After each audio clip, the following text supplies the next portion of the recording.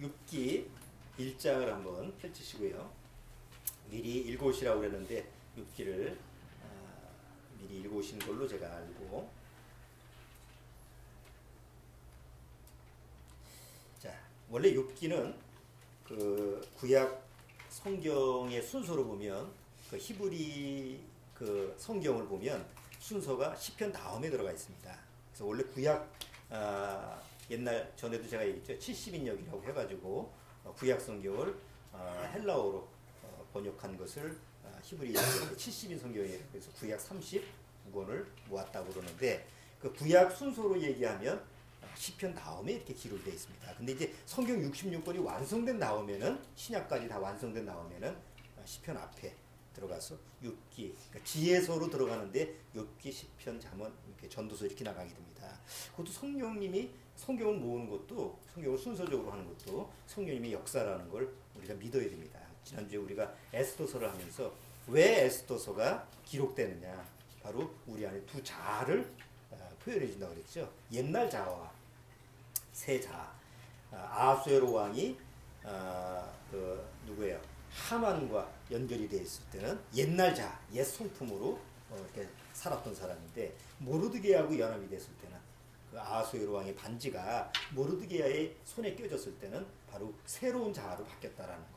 전혀 사람이 달라지는 그런 두 자아의 모습을 에스더에서 우리가 살펴볼 수 있는데, 그 에스더 다음에 바로 욥기가 이제 순서로 배치가 됩니다.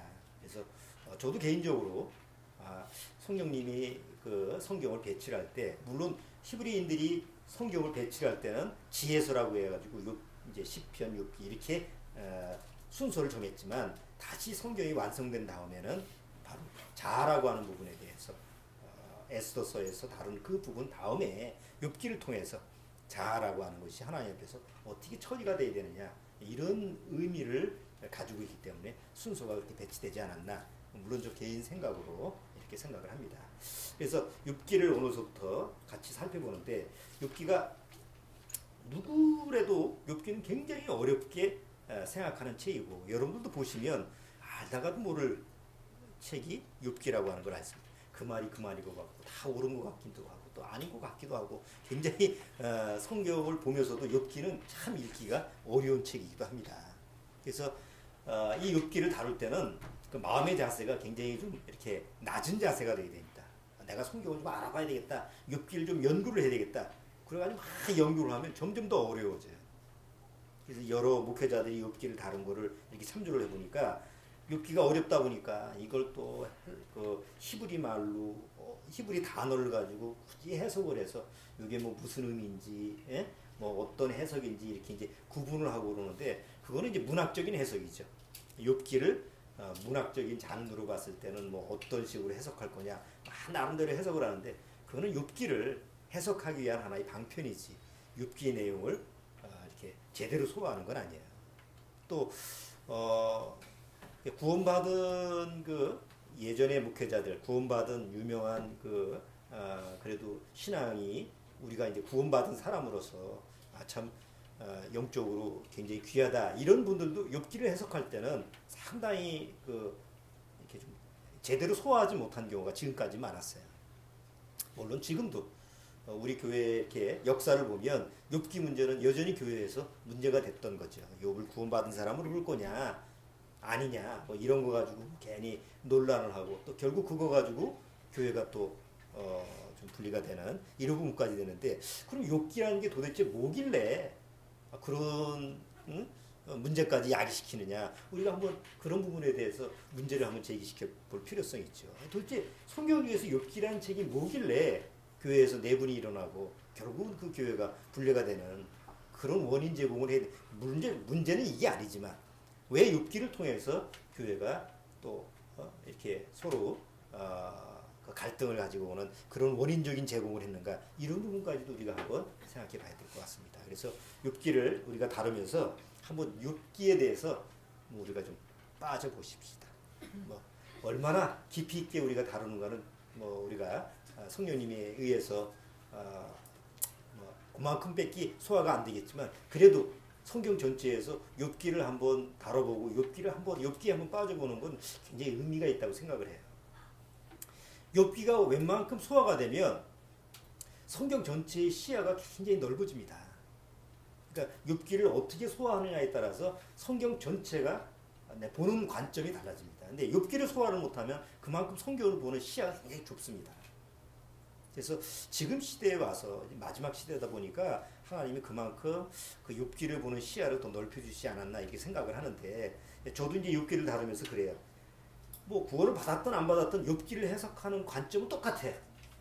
욥은 하나님 앞에서 믿음 있는 자고 온전한 자고 또 하나님 앞에서 정말 구원받은 자였는데, 하나님이 욥을 더 연단시키기 위해서 또 고난을 하나님의 뜻을 갖고 그 욥에게 고난을 주셨다.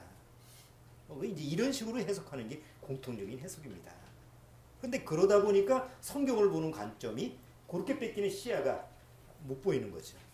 그래서 욥기를 볼 때 어떻게 욥을 볼 거냐, 욥을 어떻게 소화할 거냐에 따라서 내가 전체 성경을 보는 관점이 달라지기 때문에 여러분들이 욥기를 볼 때 한번 좀 집중해서 내가 이번에는 한번 욥기를 한번 좀 제대로 한번 더 깊이 있게 한번 다뤄보자, 이런 마음의 자세를 가지시고 임한다면 굉장히 유익한 시간이 되지 않을까 이런 생각이 듭니다. 자, 욥기 1장 1절. 자, 1장 1절. 오늘은 1장 1절만 합니다. 주원이가 한번 1장 1절만 읽어주세요. 1절만. 딱 한 절만 읽어주세요. 우스 땅에 욥이라 이름하는 사람이 있었는데 그 사람은 순종하고 정직하여 하나님을 경외하며 밖에서 떠난 자더라. 이게 욥기의 1장 1절인데 요 1장 1절서부터 어떻게 이 내용을 풀어가느냐에 따라서 전체적인 내용이 달라집니다. 그러니까 모든 성경을 이렇게 해석을 할 때 이 욥기 1장 1절이 이제 모든 이제 신학자라든가 이제 목사들이 해석을 할 때 여기서부터 필트가 어긋나기 때문에 전체적인 내용을 이렇게 결론을 못 내요. 그러니까 대다수 사람들이 해석할 때 욥기 1장 1절은 그냥 액면 그대로 봅니다. 우스 땅에 욥이라 이름하는 사람이 있었는데 그 사람은 순전하다. 순전하다라는 건 아주 마음이 깨끗하다는 거예요. 아주 순수하다는 거예요. 그래, 순수한 사람이구나. 그리고 정직해요. 그러니까 순수하고 정직하다라고 하는 말은 다른 말로 뭡니까? 윤리도덕적으로, 세상에서 윤리도덕적으로 아주 뛰어난 사람이라는 거죠. 윤리도덕적으로 얘기하는 게 순전하고 정직한 거예요. 그 다음에 하나님을 경외한다라는 건 뭐죠? 하나님을 경외한다라는 건 종교적으로, 그러니까 신앙적으로도 뛰어난 사람을 얘기하는 거예요. 그 다음에 악에서 떠났다라고 하는 것은, 악에서 떠난 자라고 하는 것은 이 사람의 삶 전체가 거룩하다라는 거예요. 이건 한마디로 뛰어난 사람이죠. 뭐 이런 사람이 없어요. 그러니까 이렇게 세상에서는 아주 뛰어나고 뭐 윤리 도덕적으로나 사회적으로나 아니면 뭐 종교적으로나 뭐 더 흠이 없는 바로 이 사람이 욥이라는 사람인데, 여기에 뭐 의의를 제기하는 사람이 아무도 없어요.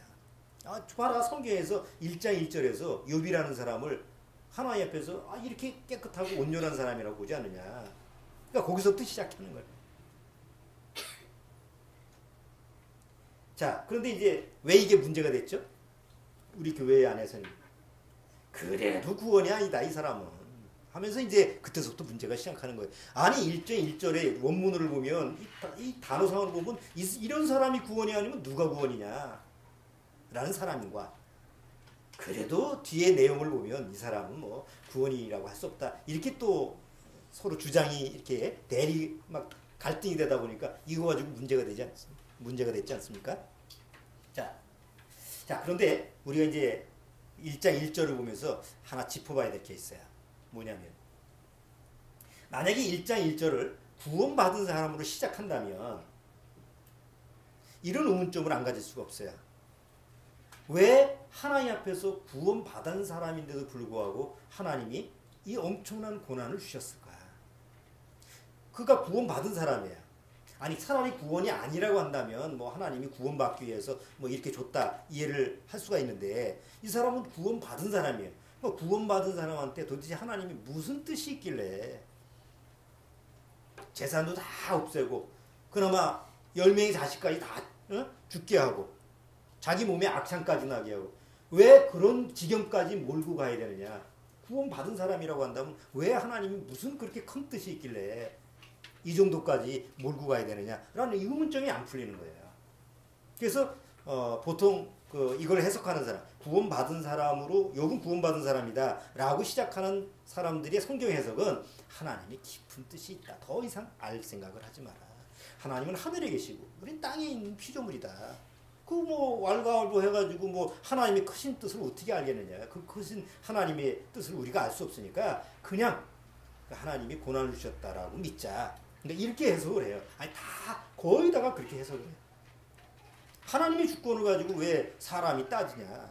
뭐 하나님이 뭐 욥한테 이렇게 고난을 주시면 주시는 거지. 너한테도 줄 수 있어.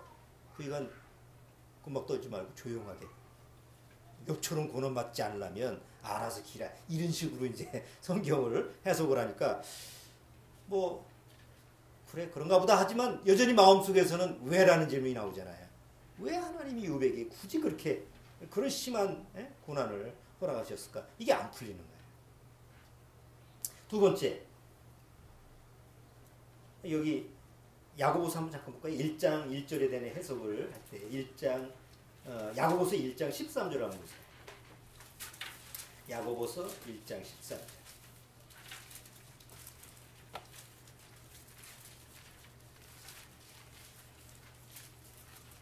야고보서 1장 13절.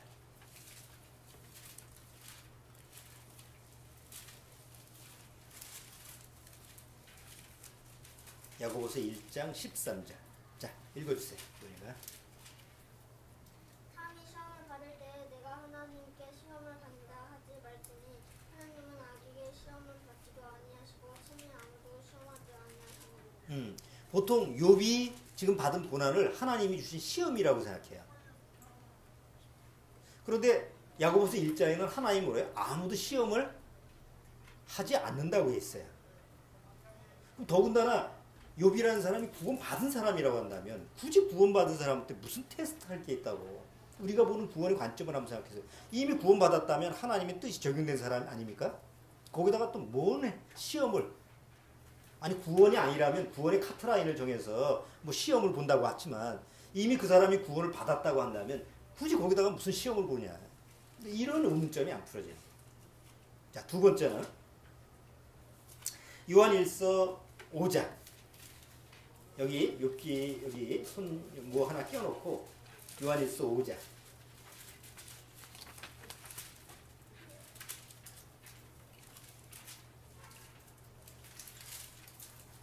요한일서 5장 18절.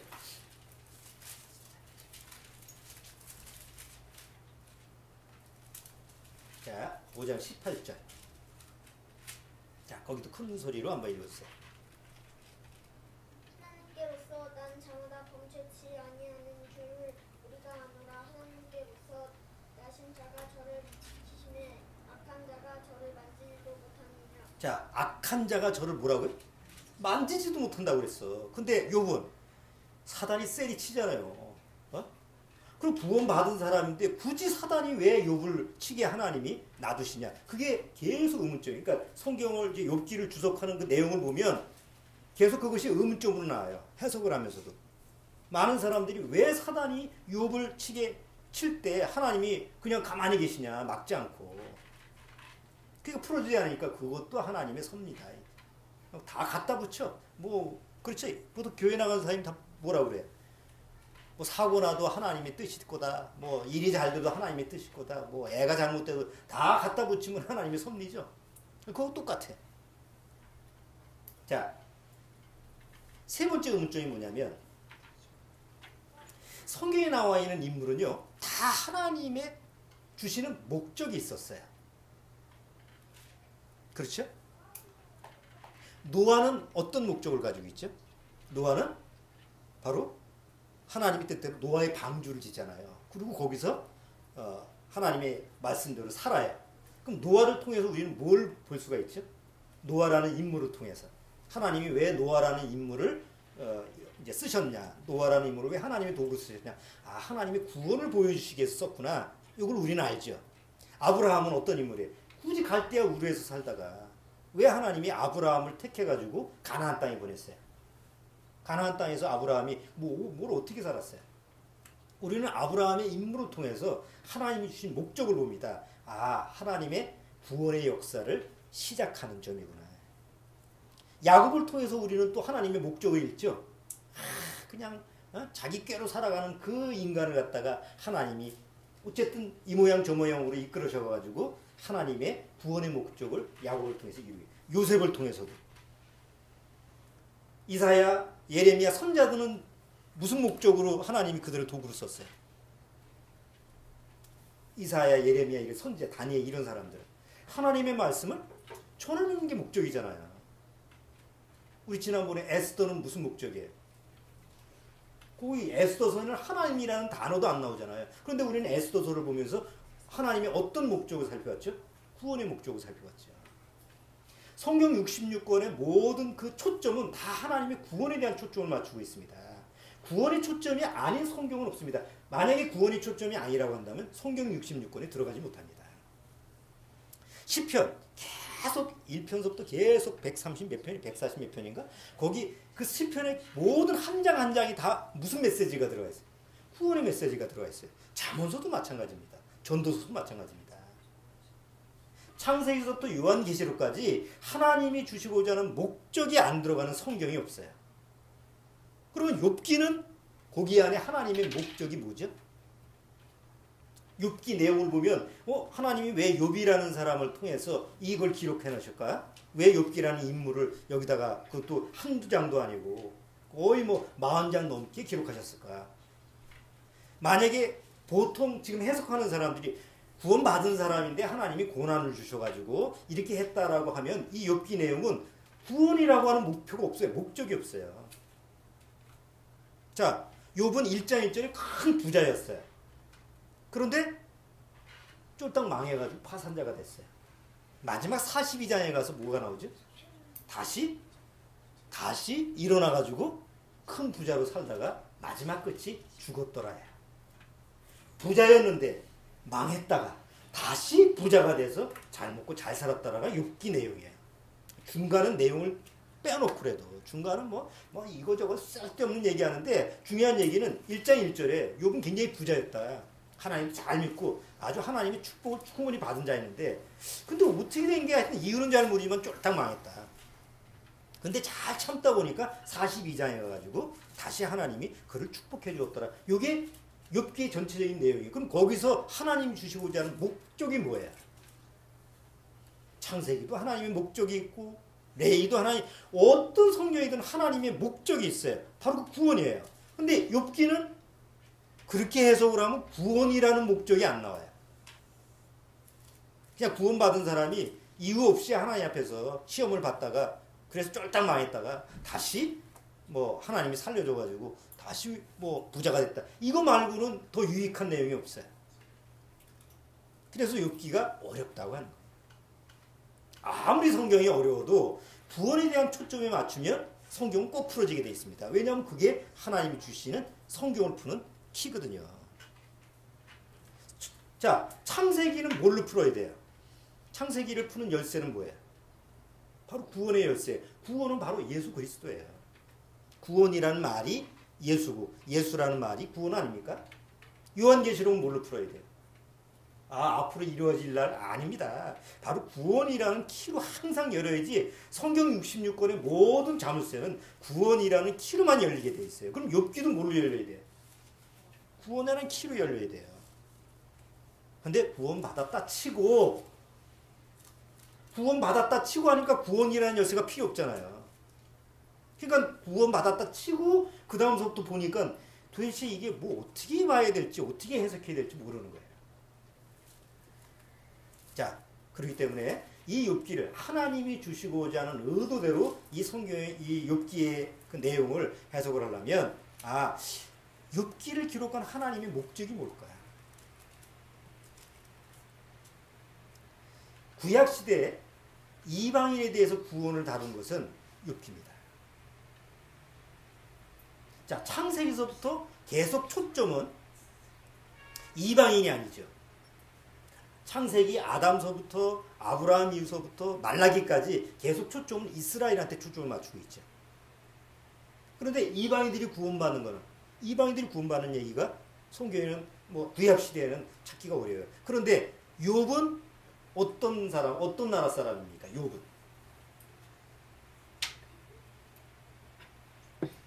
욥은 어디 땅에 사는 사람이? 우수 땅에 사는 사람이에요. 우수 땅이라는 건 이스라엘 땅이 아니잖아요. 뭐 학자들이 뭐 에돔 지역이다, 뭐 어디다, 뭐 여러 가지 얘기하는데 아니 그 몇천 년 전의 얘기 땅을 어떻게 알아 그게? 추정하는 거지.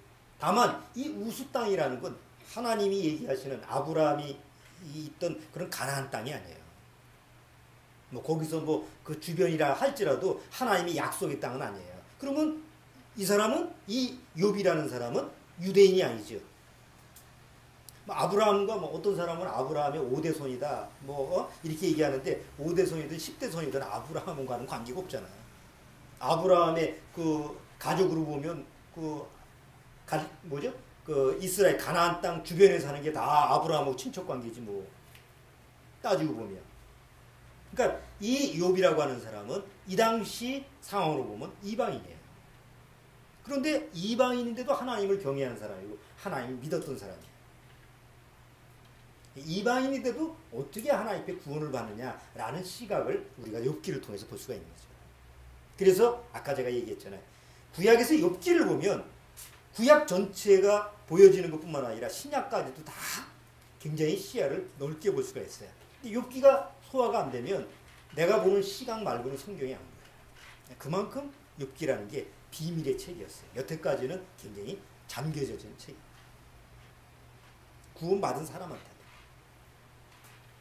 그래서 어떤 면에서는 제가 조심스럽게 지금 마지막 때가 되다 보니까 성령님이 허락된 사람들한테 그 욥기에 대해서 더 선명하게 보여주심으로 말미암아 정말 구원이라고 하는 것을 하나님 앞에서 제대로 분간할 수 있게 한다. 왜냐하면 지금 도대체 다 구원은 받았다고 하지만 구원인지 뭐 10원인지 뭐 모를 그 아주 혼미한 상태잖아요. 구원에 대한 지식이 너무나 많이 펼쳐져 있으니까. 그러니까 그런 구원에 대한 지식이 많이 펼쳐져 있는 상황에서 정말 성경을 예민하게 볼 수 있는, 성경을 아주 예민하게 볼 수 있는 그런 실마리가 될 수 있는 게 바로 욥기가 아니냐. 이런 부분으로 욥기를 우리가 다뤄가야 될 것 같아요. 자, 욥이라는 인물을 제대로 소화를 하려면 누구의 관점에서 볼 거냐라는 수업도 시작해야 됩니다. 욥을. 사단 앞에서 욥을 보느냐, 하나님 앞에서 욥을 보느냐라는 그 누구의 관점에서 보느냐에 따라서 내용이 달라집니다. 자, 보세요. 사단 앞에서 한 사람을 보십시다. 사단 앞에서 한 사람은 어떤 존재일까요? 사단 앞에서 한 사람. 뭐 사단 앞에서는 죄에 다 종로로 타는 자다. 우리가 성경을 통해서 보면 사단 앞에서는 다 악인이다, 죄인이다, 죄의 노예다. 이렇게 우리 성경을 통해서 배운 대로 하지만 사단 앞에서 한 사람은 성경에서 얘기하면 오직 나로 살아가는 사람이 사단 앞에 한 사람이에요. 왜냐하면 사단이 그렇게 살아가게 해거든. 이사야서 한번 볼까요? 이사야서 47장. 이사야서 47장.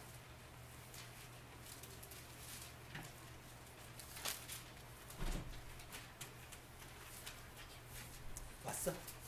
응. 다 해결하지 못하고 온 거 아니야? 급히 오느라고? 이사야서 47장. 자기 책임이 아주 철두철미한데.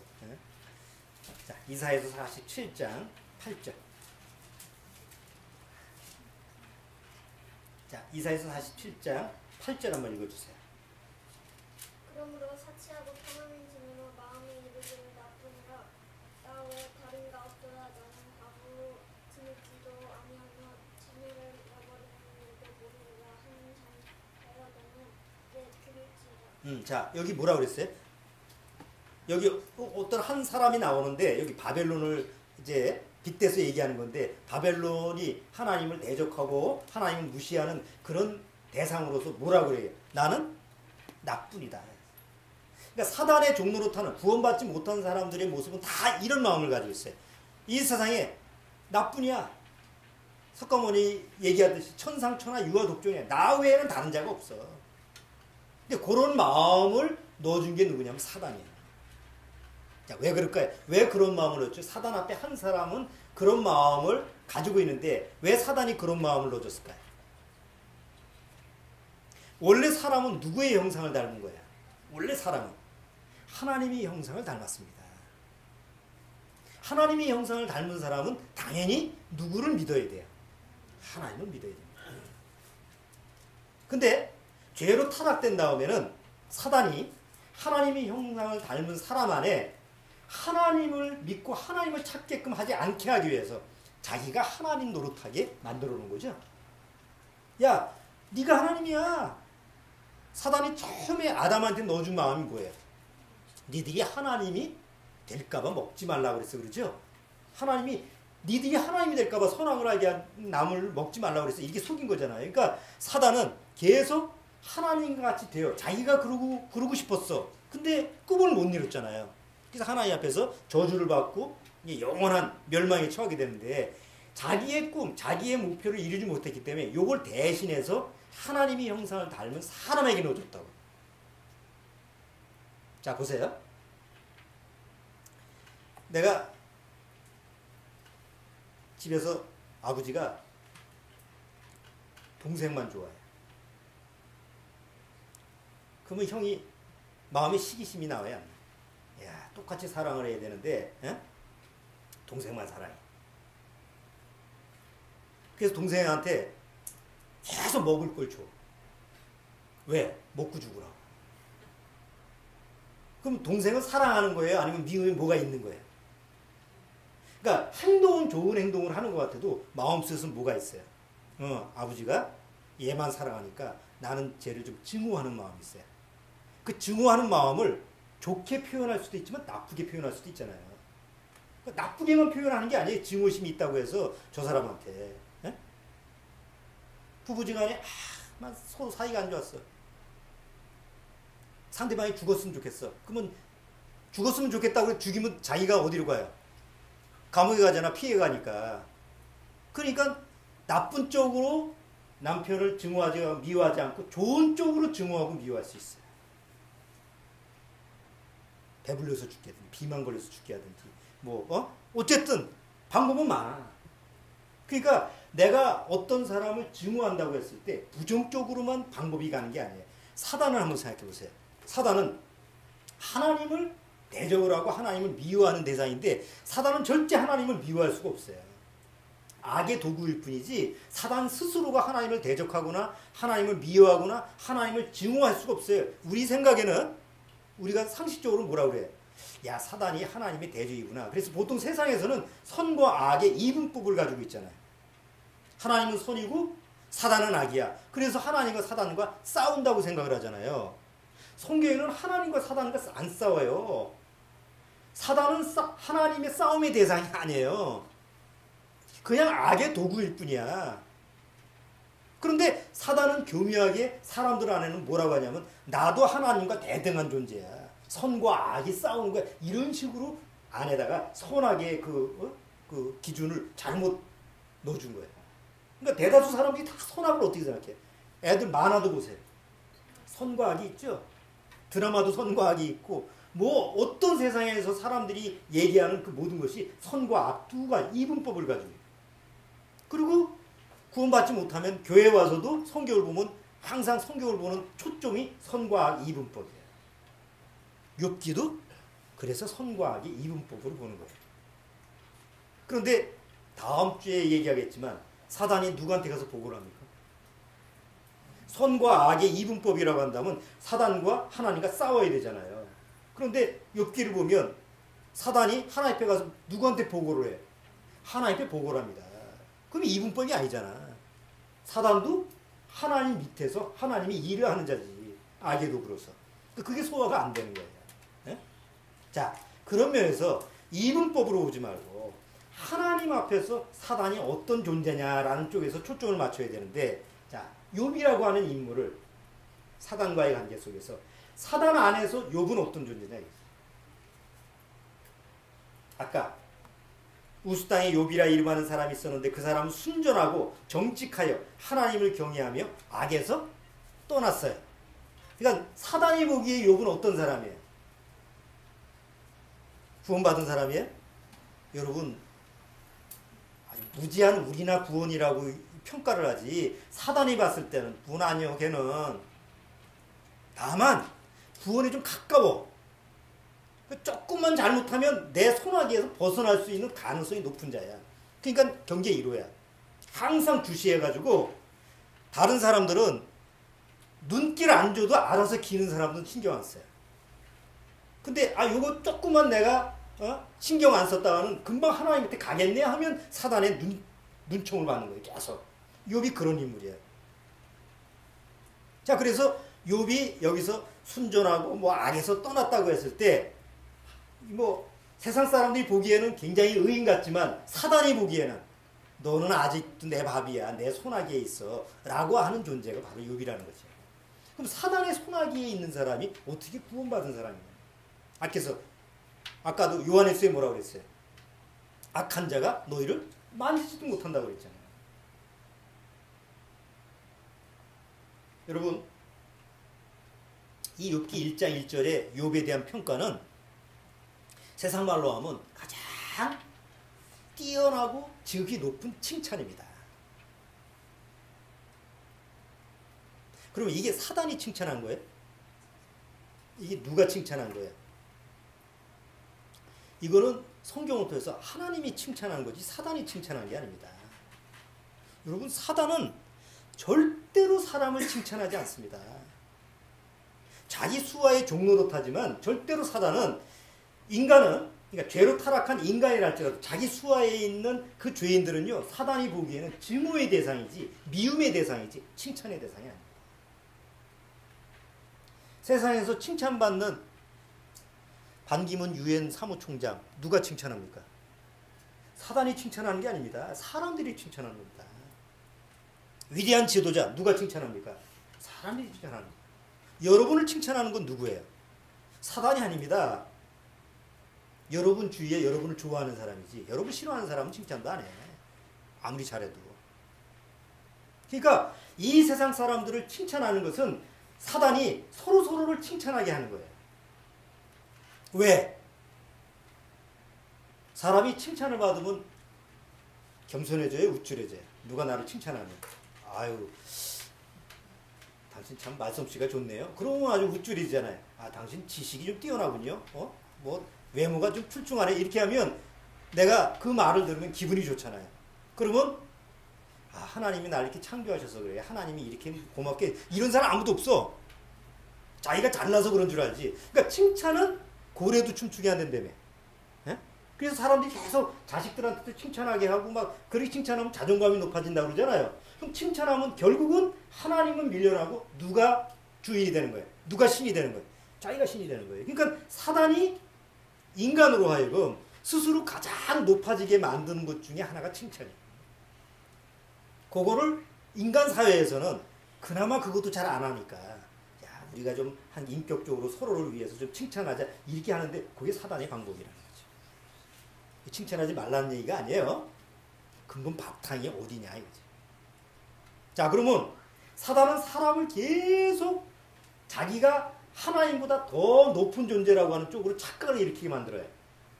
그래서 나 외에는 다른 존재가 없다라는 쪽으로 만드는 게 사단이에요. 그래서 사단은 절대로 사람을 칭찬하고 사람을 위로를 하고 격려를 하고 이러질 않아요. 여러분, 이 칭찬을 받지 못하면, 사람한테 인정을 받지 못하면 사람은 굉장히 불안해요. 어린이집의 애들도요. 그 아이의 모습을 보면 그 부모와 어떤 관계를 맺느냐라는 걸 알아요. 애가 딱 봐서 안정돼 보여. 애 눈을 보면 알잖아요. 애가 안정되고 뭔가 좀 아이가 좀 이렇게 편안해 보여. 그러니까 아직 죄인이니까 애를 봐도 아주 그냥 자존심이 그냥 자존감이 아주 높아. 그런 애들은 부모가 잘 돌보는 거야. 부모가 보호를 하는 애들이에요. 그런데 아침에 일찍 나가서 저녁까지 일을 나가서 애를 못 보는 사람 있죠. 부모가. 그럼 애 눈동자가 불안해요. 애는 표현을 못해도 그 아이의 눈동자나 모습을 보면 항상 두려워하고 불안해요. 부모의 보살핌을 못 받으니까. 보세요. 세상에서 우리가 살아가는 모습도 마찬가지예요. 정말 구원받은 사람은 불안하고 두려워하지 않아요. 마음 중심이. 그런데 구원을 받지 못하면 아무리 세상적인 것이 많아도 항상 불안하고 두려워요. 애하고 똑같아. 그럼 사단은 그 사람 안에다가 아무리 외형적인 거, 뭐 명예를 주고 부를 주고 뭐 그렇다고 해도 사단의 마음속에 사단이 주는 그 죄가 들어온 사람은 결국 늘 나뿐이야. 나 외에는 다른 존재가 없어. 그러니까 내가 나를 지켜야 되니까 항상 불안해. 그게 욥이었다라는 거예요. 나중에 내용 전체를 한번 아시죠? 여러분들 미리. 왜 욥이 그렇게 불안해할까? 왜 겉으로 봤을 땐 종교적으로 문제가 없는 것 같은데 왜 마음은 막 흔들릴까? 근본 중심 안에 나 외에 다른 존재가 없어. 그러니까 여전히 옛자가 무너지지 않아서 그래요. 근데 욥이 그걸 스스로를 알아요? 몰라요? 몰라요. 그럼 누가 알까요? 사단도 알아요. 그럼 사단만 알아요? 하나님도 아세요. 자, 그런데 말입니다. 이제 하나님 앞에 한 사람을 한번 생각해보세요. 하나님 앞에 한 사람.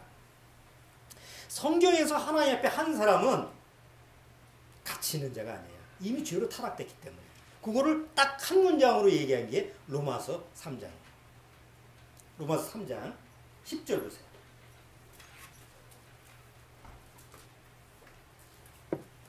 자, 로마서 3장 10절.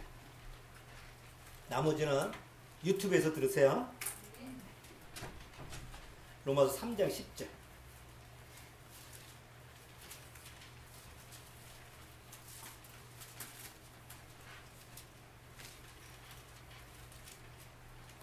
자, 로마서 3장 10절.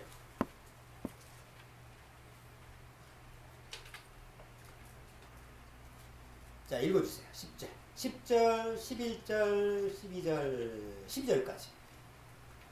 기록한 바 의인은 없느니 하나도 없으며 깨닫는 자도 없고 하나님을 찾는 자도 없고 다 치워서 한 가지로 무익하게 되고 선을 행하는 자는 없느니 한도 없더라. 자, 요거를 사단 앞에 한 사람으로 보면 요걸 어떻게 해야 돼요?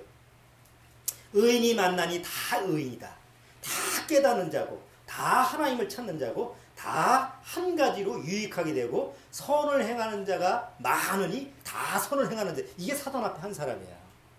근데 하나님 앞에 한 사람은 지금 있는 그대로예요.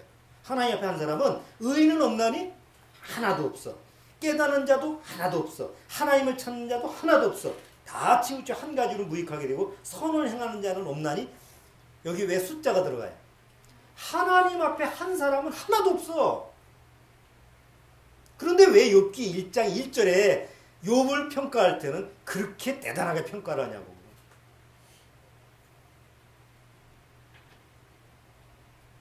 왜냐? 하나님이 낳았기 때문에 그래.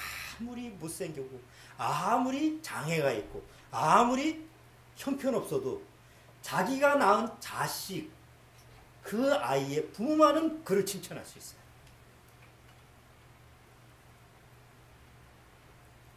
여기 부모님 되시면 안 그렇습니까? 적어도 다른 자식은 칭찬을 못해요.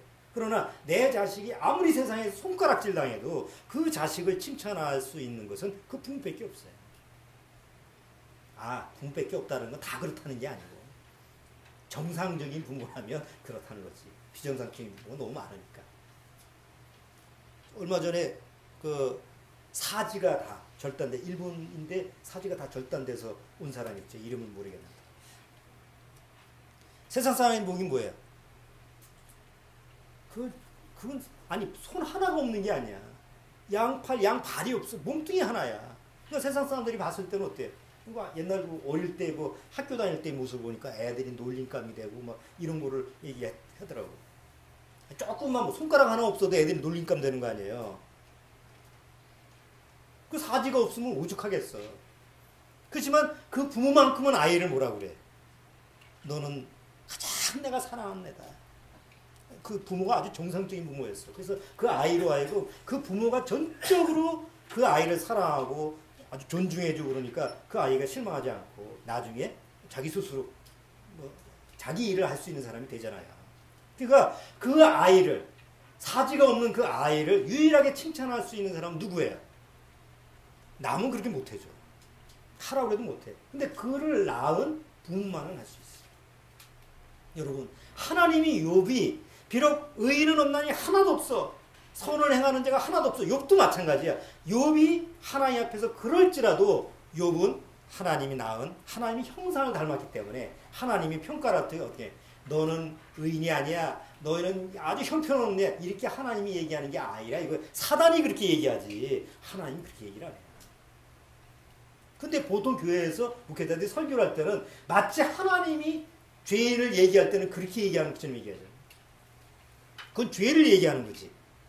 하나님이 나를 얘기할 때는 그렇게 얘기하는 게 아니야. 비록 죄인일지라도 너는 내 눈에 들어가도 아프지 않는 내 자식이다. 이렇게 얘기하시는 게 하나님이야.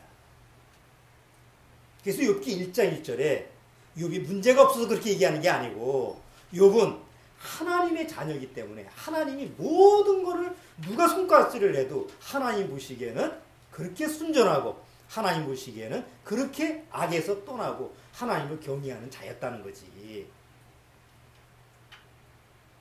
실제로 그랬다는 얘기가 아니에요.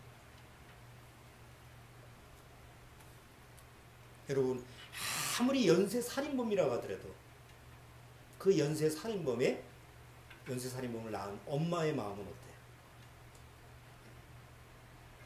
세상에서 다 손가락질, 저거 죽여야 돼. 저거 죽여야 돼. 라고 해도 엄마만큼은 넌 죽어야 마땅한 놈이다. 이렇게 얘기는 못할 거야. 그래, 네가 이렇게 된 건 내 죄다. 이렇게 할지는 몰라도 너 같은 놈은 차라리 죽어야 돼. 이렇게 하지 마. 왜? 내가 낳았기 때문에 그래요. 나도 그럴 것 같아. 우리 현재가 살인자가 됐어. 에이, 세상에 살같이 내가 저걸 나가지고 미역국을 먹었나? 이렇게 얘기 안 할 것 같아. 그럴지라도 너는 내 자식이다. 오히려 칭찬할 것 같아. 죄를 칭찬하는 게 아니고 살인자 아들이라고 얘기하는 자는 너는 내 아들. 부모만큼 그렇게 얘기할 수 있어. 주변에서 아무리 살인자라고 해도 그게 하나님의 마음이라는 거예요.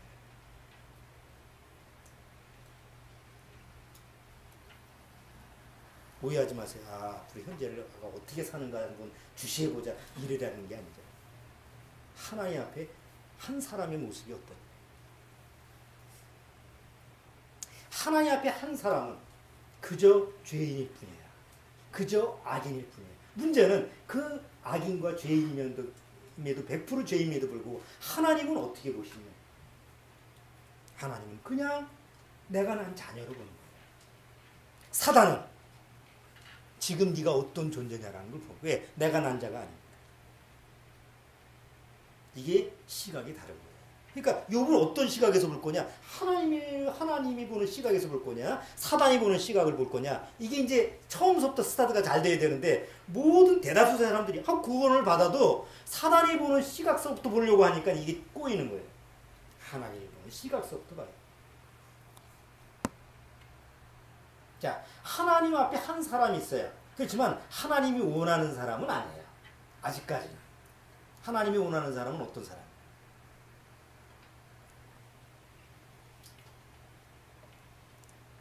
전에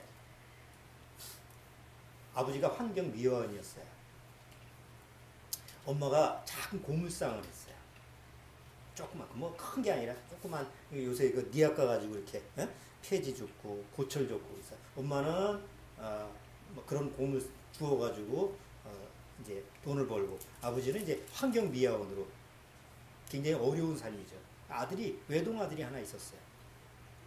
비록 가난하지만 그 부부는 어쨌든 세상에서 정직하고 성실하게 사는 거를 마음속에서 아주 가훈이죠. 그 집안이 가훈이에요. 그래서 그 외동아들 하나를 하여튼 뭐 가진 고생을 하면서도 대학까지 보냈어요. 이 아들만큼은 좀 훌륭하게 키웠다고. 그래서 아들한테 매일 교육할 때 우리가 어렵지만 힘들지만 정직하게 살아야 된다. 성실하게 살아야 된다. 남의 거 훔치지 말고 이렇게 했는데 어느 날 애가 대학을 갔는데 대학으로 먹었지. 그 정도 컸으니까. 언제 고급 브랜드 청바지를 입고 온 거예요. 밖에 나가더니. 그걸 살 형편이 안 되는데도 불구하고 어디서 돈이 나는지 그걸 사 입고 오고 씀씀이가 해픈 거예요. 이제 엄마 아버지가 얘를 붙들고 나서 이제 막 어떻게 된 건지 탈출하는데 이제 애가 이제 그런 환경에서 살다 보니까 이제 악한 애는 아니에요. 친구들하고 같이 어울리다 보니까 그렇게 된 건데 아버지가 이제 붙들어 놓고 나서 애한테 이제 막 강하게 문책을 하니까 애가 이제 이실직고를 한 거예요. 도서관에서 남의 지갑을 훔쳐가지고 샀다고. 이제 아버지로서는 굉장히 충격 아니에요. 어릴 때부터 외동아들 하나 잘 키우기 위해서 아주 정직하게 가난하지만 정직하게 키우기 위해서 그렇게 애를 썼는데 애가 남의 지갑을 훔쳐가지고 자기가 원하는 바지를 사왔다고 입고 다니다니까 아버지가 얼마나 충격이에요. 그래가지고 눈물로 이제 애를 막 설득을 한 거예요. 네가 경찰서에 자수해라 스스로. 그 애가 이제 순전하다 보니까 이제 그 아버지 말 듣고 나서 경찰서에 갔어요. 경찰서 가서 이렇게 해서 남의 지갑 훔쳐가지고 이렇게 했다 했는데 경찰서에 가보니까 그 전에 또 저질렀던 그 여죄까지도 딱 발견돼. 근데 강도짓이에요, 옛날. 그것도 친구하고 어울려가지고 직접 한 게 아니고 친구하고 어울려가지고 강도짓을 했는데 그게 걸렸어. 그게 법정에 쓰게 된 거예요. 그러니까 그걸 이제 알게 된 아버지는 이제 갑자기 심장마비로 아버지가 죽었어요. 이게 충격이죠. 그 이제 법정에 서는데 엄마가 이제 남편은 죽고 외동아들 하나 남았으니까 재판 그 판사한테 얘기하는 거예요. 이 아들 하나 믿고 살았는데 아들이 좀 똑바로 살 수 있도록 올바로 살 수 있도록 이 아들을 엄한 벌을 내려달라고. 엄마가 막 눈물로 판사한테 막 호소를 하는 거예요. 그 판사가 쭉 보면서 뭐라고 판결했을까요?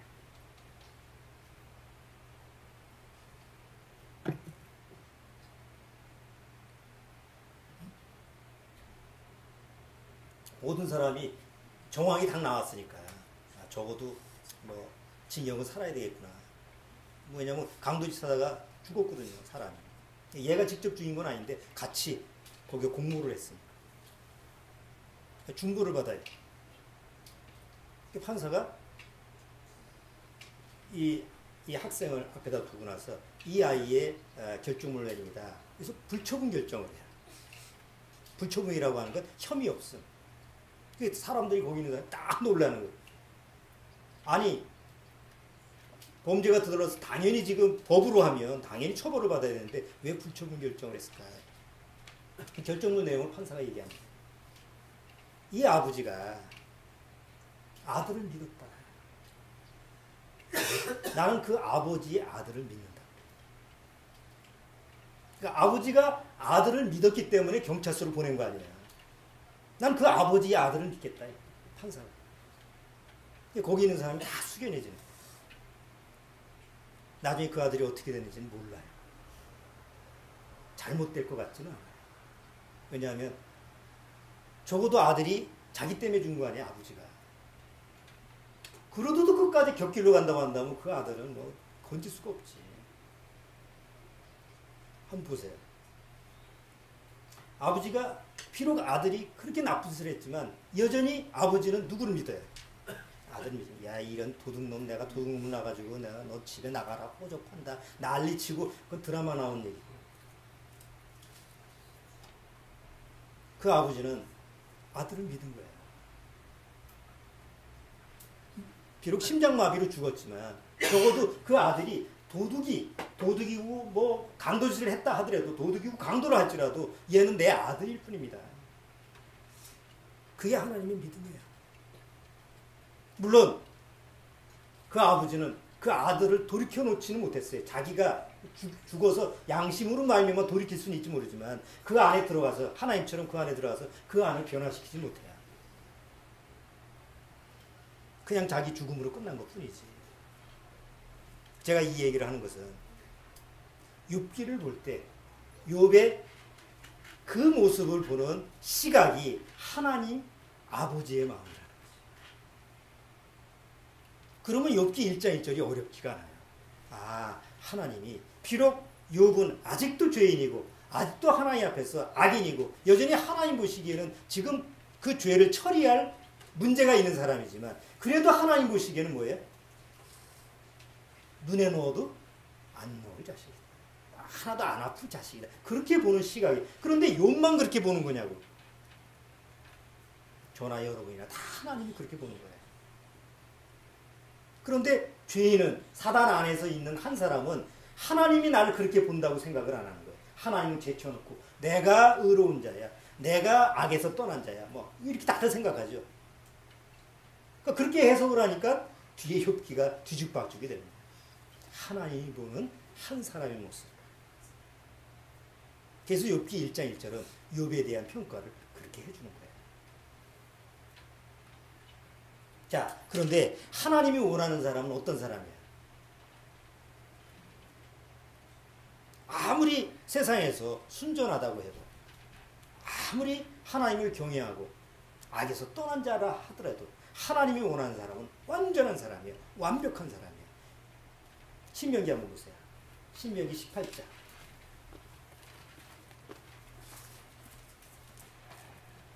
신명기 18장.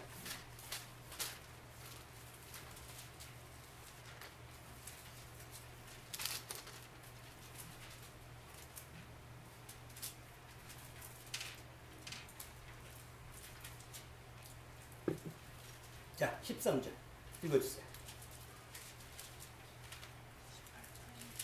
신명기 18장 13절. 13절. 13절만 읽으면 돼요. 너는 너 하나님 여호와 앞에 완전하라. 하나님 앞에 어떻게 하라고? 완전하라는 게 뭐예요? 완전. 99.9999%? 순금도 90.9999죠? 100%가 될 수가 없다고 그래요. 근데 하나님 앞에서는 몇 프로예요? 100%예요. 그러니까 하나님 앞에서 완전하라. 이게 하나님이 원하시는 거예요. 그래서 이 내용을 예수님은 인용을 해서 예수님도 말씀하셨어요. 마태복음 5장.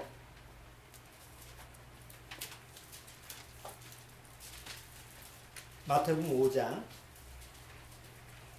48절.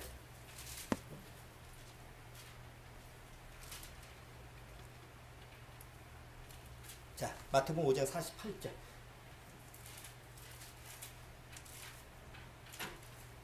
자, 읽어주세요. 그러므로 하늘에 계신 너희 아버지의 온전하심과 같이 너희도 온전하라. 그러므로 하늘에 계신 너희 아버지의 온전하신 같이 너희도 온전하기를 애써라. 좀 온전했으면 좋겠다. 노력해라. 이런 말이 있어요? 아니에요. 노력하고 애쓰고 뭐 그렇게 했으면 좋겠다는 게 그냥 하나야. 자, 하나님이 원하시는 게 완전함이에요. 온전함이에요. 그럼 하나님이 원하시는 온전함은 뭐예요? 완전함은 사단이 보기에도 흠을 발견할 수 없는 사람이 되라. 지난주 수요일날 사단은 어떤 자라고 얘기했죠? 사단은 참소자. 밤낮 구원받은 사람을 흠을 찾기 위해서 애쓰는 사람이죠. 그런데 하나님 앞에 온전한 사람은 뭐예요? 사단의 눈에도 흠을 찾으려야 찾을 수 없는 사람이 온전한 사람이에요. 완전한 사람이에요. 근데 하나님이 욥을 딱 봐서 하나님 보시기에 내 사랑하는 다른 건 안 보여. 그냥 내 사랑스러운 아들로만 보여. 그래서 그 1장 1절이 그렇게 표현한 거예요. 그런데 그 얘기를 딱 듣는 사단이 보기에는 뭐예요? 하나님이 요새 좀 나이가 드셔가지고 눈이 좀 안 보이시는구만. 네? 지금 욥을 갖다가 어떻게 평가를 하는 거야? 네? 하면서 사단이 봤을 때는 뭘 보는 거예요? 욥이 가지고 있는 근원적인 문제를 보고 있는 거예요. 만든 게 아니에요. 욥이 진짜 가지고 있는 문제를 보고 있는 거예요. 그러니까 사단이 보기에 욥은 하나님 앞에 뭐가 있어요? 흠이 있는 사람이에요. 100% 온전한 사람이 아니야. 하나님이 요구하시는 완전한 사람이 아니야. 그러니까 사단은 지금 하나님 앞에서 욥에 대해서 고소를 할 때 하나님 완전하라며요. 너는 내 앞에서 완전하라고 명령을 하셨잖아요. 내가 보기엔 욥은 불완전한 사람이야. 불완전한 사람이에요. 이렇게 했을 때 만약 사단이 보는 그 관점에서 욥에 흠이 있다고 한다면 하나님은 욥을 100% 수용할 수 있어요, 없어요? 없단 말이야. 그러면 하나님이 욥을 수용하기 위해서는 어떻게 해야 돼요? 욥에 가지고 있는 흠이 없어져야 되지. 그런 흠을 해결하는 게 뒤에 내용이에요.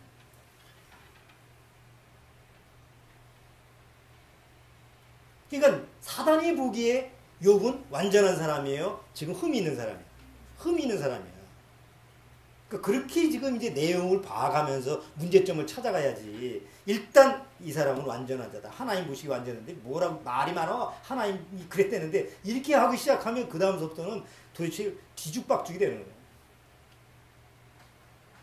그래서 욥기가 풀어지질 않아요. 고작 해석하는 것 부자였는데 망했다가 다시 회개해서 돌이켜서 하나님 앞에 다시 부자가 됐다. 그러니까 조금 힘들어도 걱정하지 마. 회개하고 돌이키면 다시 부자가 돼. 이따위 그냥 해석이나. 욥기를 갖다가 가장 형편없는 그렇게 그런 해석은 무슨 문학 가치도 없는 거 아니에요. 욥기가 그런 내용이라고 한다면 하나님이 굳이 성경에다가 왜 욥기를 넣어놨을까?